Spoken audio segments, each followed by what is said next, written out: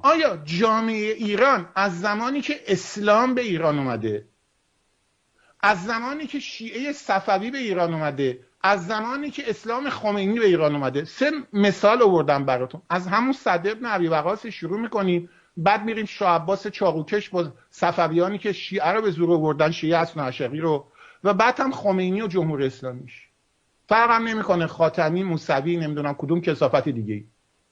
زندگی شما تمیزتر شده، پاکتر شده، یا احساس میکنید کثافت از سر روی جامعهمون داره میباره؟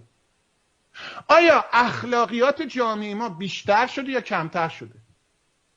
آیا غیر از اون که خیابونامون، جنگلامون، آبهامون، رودهامون، دریاچه هامون،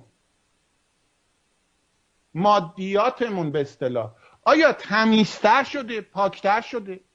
معنویاتمون چی؟ اخلاقیاتمون چی؟ زندگی اجتماعیمون چی؟ رابطه زناشوییمون چی؟ رابطه پدر و دختر، مادر و پسر، برادر و خواهر، روابط همسایه بهتر شده، تمیزتر شده یا کثیف‌تر شده؟ من عقیده دارم به کثافت کشیده شده. واقعیت آیا ما قبل از اسلام بیشتر دروغ میگفتیم یا بعد از اسلام؟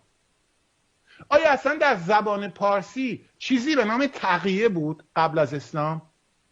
دروغ مصلحتی؟ آیا ما دخترای خودمون رو قبل از اسلام زنده به گور میکردیم یا الان دخترامون رو زنده به گور میکنیم تو جامعهمون؟ آیا ما به خواهر و دختر و همسایه‌ای که زنه به زنان جامعهمون پیش از اسلام بیشتر احترام میذاشتیم یا پس از اسلام؟